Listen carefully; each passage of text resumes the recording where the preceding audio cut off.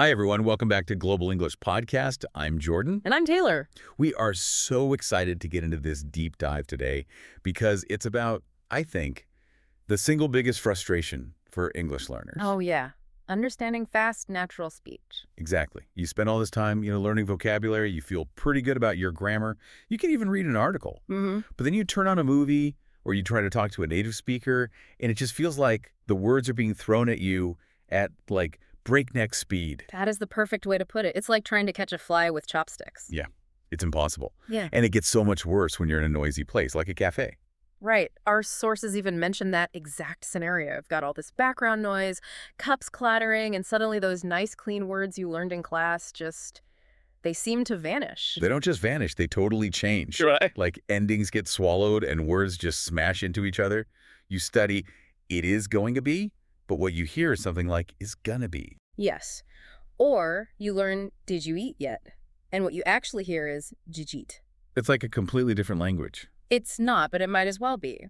What's happening there is a series of linguistic shortcuts that every native speaker uses without even thinking. Okay, so there's a reason for it. It's not just random. Not at all. And the main reason sounds disappear like that.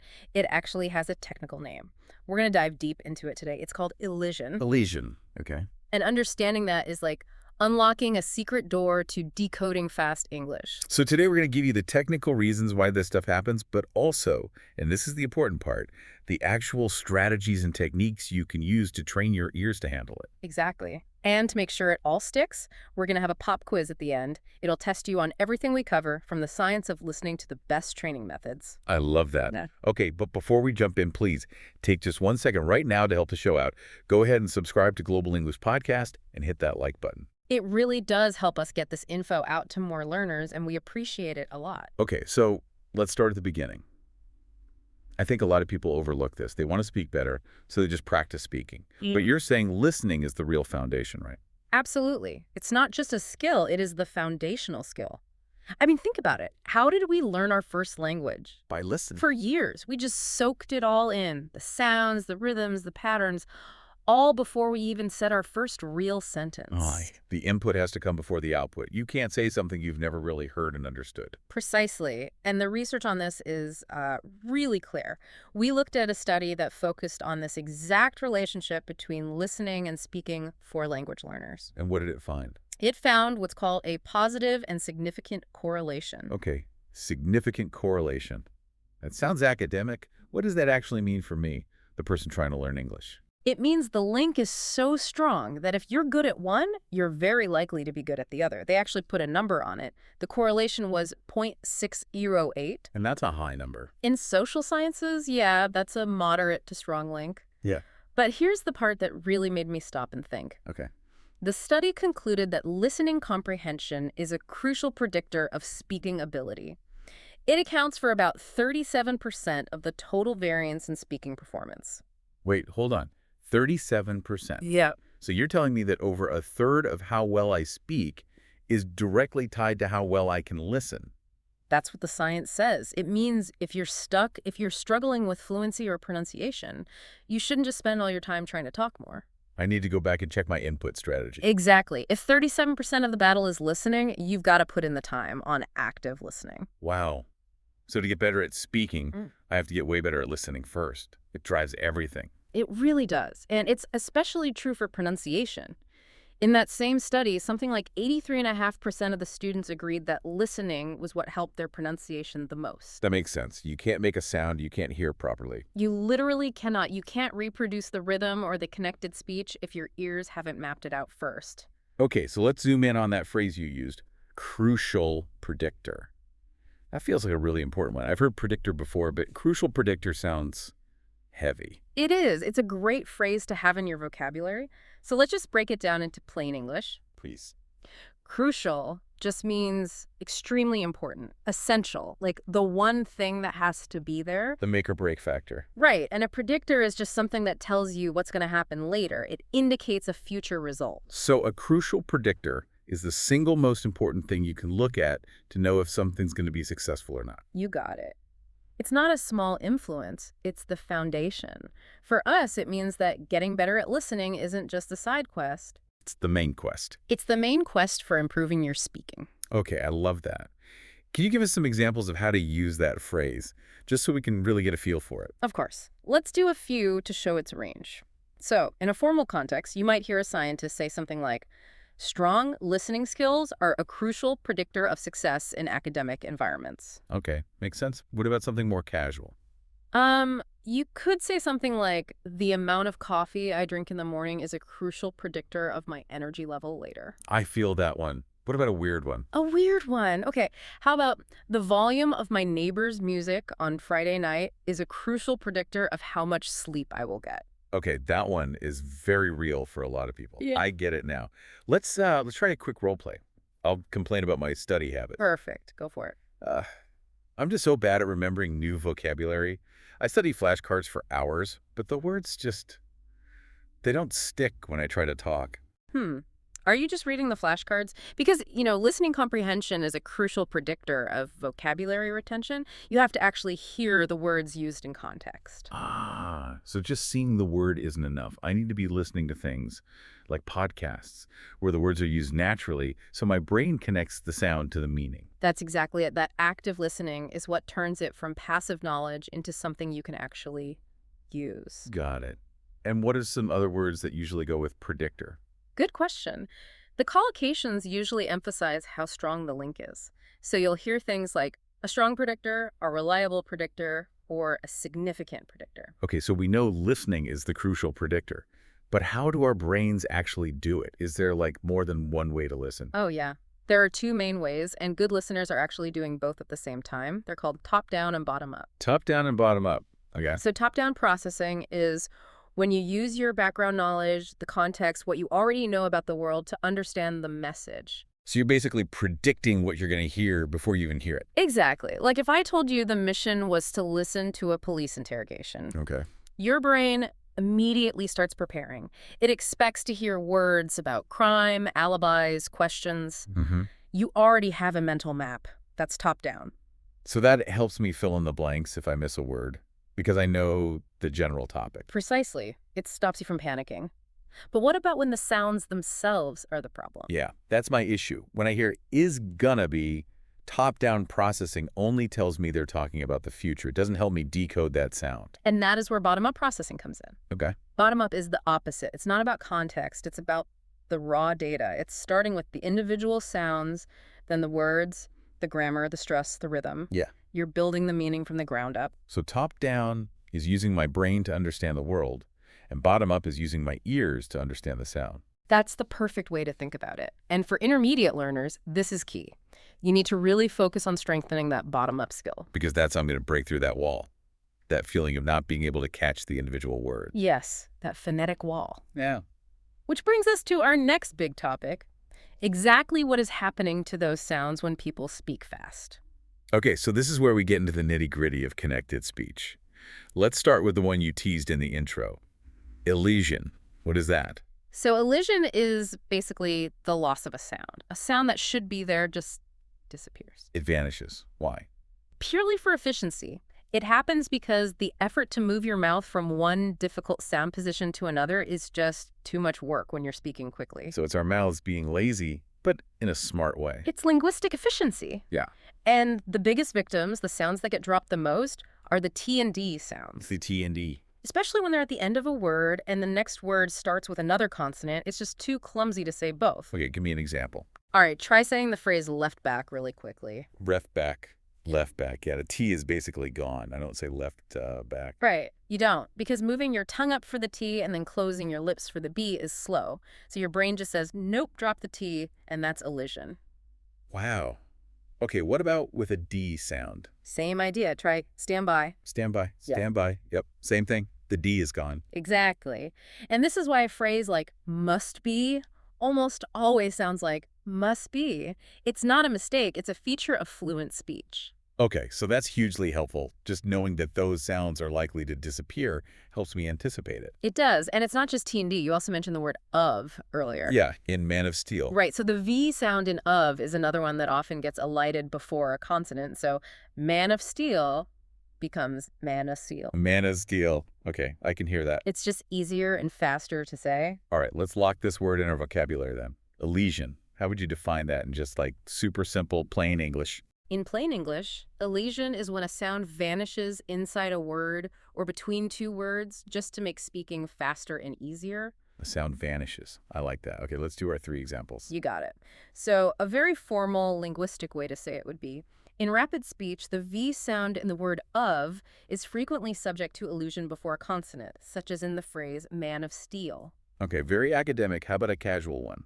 Casually, you might say, when I say friendly really fast, the letter D often goes missing. That's elision at work. Oh, friendly. I do that. Okay, give me the weird one. The weird one. If you ask me, would you give me some of that pudding? It will sound like William Jomzet, a perfect example of heavy elision. Okay, that is a mouthful. Or I guess less of a mouthful because of elision. Exactly. Let's try a role play for this. Let's do a police officer who is trying to speak slowly and clearly versus a witness who is speaking super fast and naturally. I like it. I'll be the witness. You be the cop. All right. Ma'am, I need you to speak slowly. Please tell me again. Did you eat yet? Officer, I told you. Jeet. I don't know. Maybe. I can't remember. Okay, perfect. That change from did you eat yet to jeet is just full of elision. You're dropping sounds all over the place to speed it up. You got it. That's the key. And the common ways you'll hear this talked about, the collocations, are vowel elision, consonant elision, or you'll say a sound is subject to elision. Okay, so elision is when a sound disappears. Yeah. But what about when it doesn't disappear? It just changes into a different sound. Oh, now you're talking about our second feature, assimilation. It's assimilation. This one is fascinating. It's basically sound-based peer pressure. A sound changes to become more like its neighbor. To fit in. Exactly. Again, it's all about making the transition from one mouth position to another more efficient. So instead of dropping the sound, your mouth just gets ready for the next sound a little early. That's a great way to put it. The classic example is with the phrase, in bath. Okay. Say, in bath quickly. In bath. In bath. Whoa, it totally sounds like in bath. With an M. Right. The N sound assimilated and became an M sound. Why? Because the next sound is B, which is a sound you make with both lips together. The M sound is also made with both lips, so your mouth just says, hey, let's keep the lips together, and changes the N to an M. That is so smart. It's like my mouth is planning ahead. It is. Another super common one is 10 pounds. 10 pounds. Yep, there it is again. The N becomes an M because of the P in pounds. Because P is also a lip sound. You can hear this everywhere. What about good morning? Good morning. Good morning. Sometimes it sounds like that. Or even goom morning. The D in good changes to be more like the M in morning. This is why these common phrases are so hard for learners to catch. Because we're listening for good, but we're hearing goob. Our brains just can't match it. It's an auditory mismatch, and recognizing assimilation is the first step to fixing that mismatch. Okay, so we've got sounds disappearing and sounds changing. What's next? Next is when they don't disappear or change, they just link up. This is called catenation, or just linking. This is where the spaces between words just totally vanish. Completely. It happens when a word ends in a consonant sound and the next word starts with a vowel sound. The consonant just jumps over to the next word. Okay, give me the classic example. What'd it get? Pick it up. Peek it up. Exactly. The K from pick links to it, and the T from it links to up. It becomes one smooth word, picky up. And learners struggle with this because in writing, there are clear spaces. But in speaking, there are no spaces. That is the core of the problem. Your brain is looking for boundaries that just don't exist in natural speech. What about another one? A really common phrase. What is it? What is it?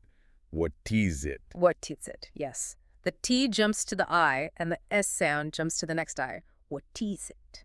It's like you're not speaking 3 words, you're speaking one long sound chunk. And that's how you have to train your ear to hear it, not as separate words, but as linked up phrases. Okay, this is a lot. Sounds can disappear, change, or link together. What else can they do? They can also appear out of nowhere. This is the last one. It's called intrusion. Intrusion. Like an intruder. A sound that isn't supposed to be there. Exactly. It's an extra sound that gets inserted between 2 vowel sounds to make the transition smoother. It's like a little bridge. What sounds are these intruders? Usually it's a J sound, like a Y, a W sound, or an R sound. Okay, how does that work? Let's start with a Y sound. The J sound usually intrudes after a high front vowel, like in the word I. Try saying I always, quickly. I always. Whoa! There it is. A Y sound. Right. Your tongue is already high in your mouth for I, so it's super easy to just slip in that J to connect to always. That's wild. My mouth is adding letters that aren't there. What about the W sound? The W sound comes in after a rounded vowel, like in go or do. So try saying go away. Go away, go away. Go away. Because your lips are already rounded for go, it's natural to add that W to bridge the gap to away. My brain is kind of exploding right now. And then there's the really tricky one, the intrusive R. This is a big feature in non-rhotic accents, like many in British English. Non-rhotic means they don't say the R at the end of words like car. Correct. But sometimes, to link a word that ends in a vowel to another word that starts with a vowel, they will insert an R sound, even if there's no R in the spelling. Wait, what? The classic example is media event. Media event. In some British accents, that will sound like media or vent. But there's no R in the word media. I know, that's why it's intrusion. The sound is added purely for flow. It's physically easier to say it that way than to have a gap between the two vowels. So to recap, if I don't understand something, it might be because a sound was dropped. That's elision. Right. Or a sound changed. Right. Assimilation. Yep. Or a sound linked to the next word. Catenation. Or a sound was added from nowhere. Intrusion. That's it. You've just summarized the 4 biggest challenges of the phonetic wall. And now that we know what they are, we can talk about how to train for them. Okay, so let's get practical. Now we know the enemy is connected speech. How do we fight it? The first step, and this is a hard one for a lot of people, is to deal with the subtitle habit. Subtitles. Friend or foe? For intermediate and advanced learners whose goal is to improve listening, they are a foe, a major one. I know you say this, but I feel like I'm reading and listening. How can that be bad? Because your brain is cheating. It's an efficiency machine. Reading is way faster and easier for your brain to process than decoding a complex stream of sounds. So when the text is on the screen, Your brain just reads it and basically tells your ears, hey, don't worry about it, I got this. Your ears essentially turn off. and I'm not practicing my bottom-up processing at all. I'm just practicing reading. Exactly. You're creating this huge over-reliance on the written word, which prevents you from ever learning to recognize elision or assimilation in the wild. Okay, this is tough love, but I get it. So what's the actionable advice? How do I stop using them without feeling totally lost? You don't go cold turkey on a 2-hour movie. You start small. Find a short video, like 30 to 60 seconds long. Okay. Watch it one time with the English subtitles on, just to get the general idea, the context. That's your top-down processing. Got it. Then immediately turn the subtitles off and watch that same clip 3 more times. And if I miss a word during those 3 times? You rewind. You listen to that one part again and again. That struggle, that active effort is where the learning happens. That is you building the skill. So I have to be willing to struggle a little bit. You have to embrace the struggle. That's the only way your ears get stronger. Okay, once we've kicked the subtitle habit, what's a good active training technique? You mentioned one called dictogloss. Yes. This is a fantastic one. The goal is not to write down every single word, like traditional dictation.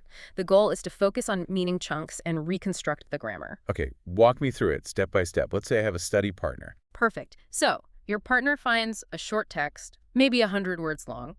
Step 1.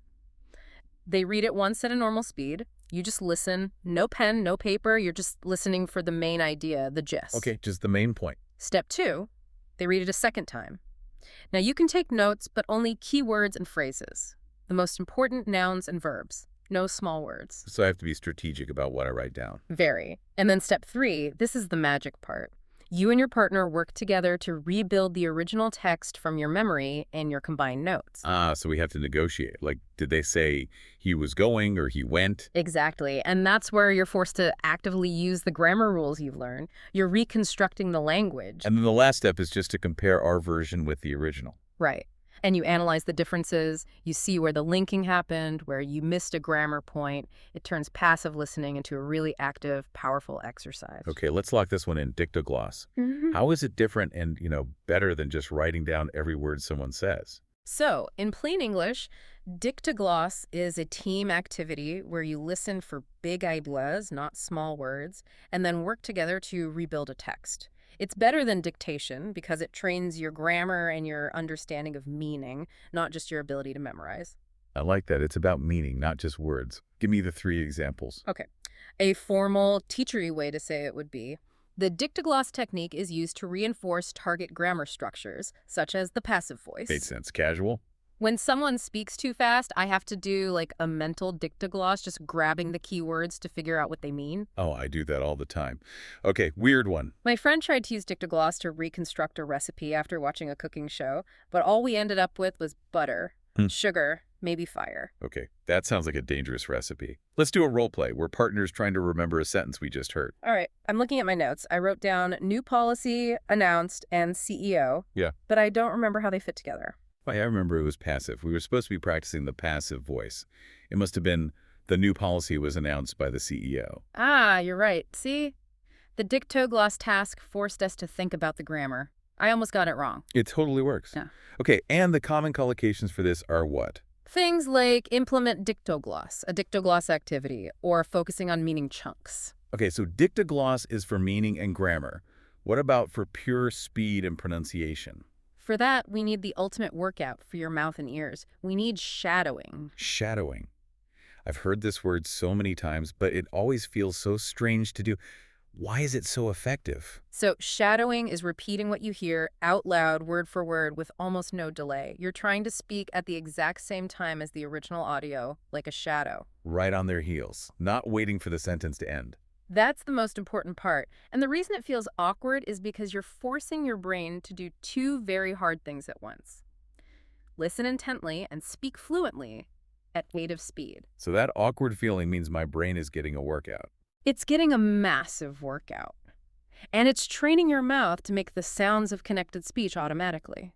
When you shadow, you don't have time to think, oh, I need to drop the tet here for elision. You just do it because that's what you're hearing. You're building the muscle memory. So phrases like pick it up, stop being 3 words, and just become one fluid sound that your mouth knows how to make. How should someone start with this? Just jump into the fastest podcast they can find. No, definitely not. You'll just get discouraged. Start with slightly slower audio, or even better, find audio that has a transcript. So I can read along at first. Read along while you do it, yes. You can even just mumble at first. The goal is to get the rhythm and intonation. Consistency is way more important than speed when you start. Even 10 minutes a day makes a huge difference. Okay, let's break down this term. Shadowing. How can I explain what it is and why it's good for fluency? In plain English, shadowing is speaking right after a recording, like an echo, to copy the music and speed of a native speaker. It builds fluency by creating a direct connection between your ears and your mouth, bypassing the slow process of thinking and translating. Muscle memory for your mouth. I love that. Let's get the 3 examples. All right. Formally, a teacher might say, we use shadowing as a warm-up exercise because it activates the muscle memory needed for fluid speech production. Okay. And casually. I do shadowing with my favorite English podcast while I walk the dog in the morning. Nice. Weird one. I tried shadowing a fast-talking auctioneer, and now my family thinks I'm trying to start my own bidding war over the remote control. Okay, let's try a quick demo. I want to try and shadow you. Give me a complex phrase with some connected speech. All right, ready. The phrase is, did you hear what she said about the meeting? It's gonna be tough. Immediately after, did you hear what she said about the meeting? It's gonna be tough. Yes, that was it. You caught the dija and the gona perfectly. You were copying the flow, not the individual written words. I could feel my mouth just doing it without me really thinking about the rules. That's the goal. That's when you know it's working. And the collocations you'll hear are practice shadowing, model shadowing, and shadowing technique. Okay, amazing. Before we get to our quiz, let's do our common mistakes segment. Today it's about the phrase, get the gist. A great, really natural-sounding phrase. What's the common error? So let's say I listened to a complicated presentation. I understood the main point, but I missed a lot of the details. Can I say I got the full gist of the presentation, but I missed some parts? Ah, I hear that a lot. And while people will understand you, adding full or main before gist sounds a bit unnatural to a native speaker. Why? Because the word gist already means the main point, the general idea. So saying the full gist or the main gist is redundant. It's like saying a big giant. So the word itself already has the meaning of main built into it. Exactly. Just trust the word gist to do the work on its own. So what's a more natural way to say it? A native speaker would probably say something like, I didn't catch every word, but I got the gist of what they were saying. Or you might ask someone, just give me the gist. I don't have time for the whole story. I got the gist. Oh. Okay, perfect. All right. Are you ready? It's time for the pop quiz to see what you've retained from our deep dive. I'm a little nervous, but I'm ready. Let's do it. Question 1. We said listening is a crucial predictor of speaking. What was that big statistic? The percentage of speaking performance that listening accounts for. Oh, yeah, the huge number. It was approximately 37%. It shows how much we need to focus on input. Perfect. Correct. Question 2. When a native speaker says gimme instead of give me, which feature of connected speech is at work, removing a sound? That is elision. The sound is vanishing to make it faster. Excellent. Question 3.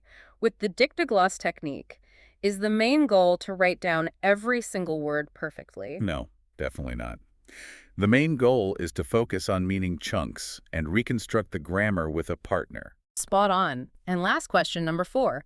If you're repeating audio immediately, almost at the same time as the speaker, to copy their rhythm and speed, what technique are you practicing? That is shadowing, the muscle memory booster. 4 for 4. You absolutely aced it. You have successfully decoded this deep dive.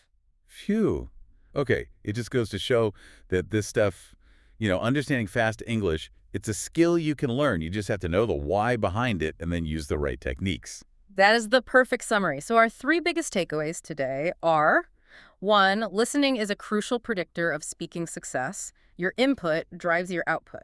2, your struggle with fast speech isn't usually about vocabulary. It's about connected speech features like elision that change how words actually sound. And 3, you need to do active training. Techniques like dictogloss for meaning and shadowing for speed are essential, and you have to do them without subtitles. And now for our final micro-challenge for you, listening at home. Your task for this week is to start small. Just turn off the subtitles on one very short YouTube video, or try just 30 seconds of real, focused shadowing. Yes. And even better, use one of the words we learned today. Use crucial predictor, elision, or shadowing in a comment below, or try to use it in a conversation. Make that vocabulary active. Thank you so much for joining us for this deep dive. We really hope you feel more confident and ready to tackle fast English. And don't forget to like and subscribe to Global English Podcast. I'm Taylor. See you next time. And I'm Jordan. Bye, everyone.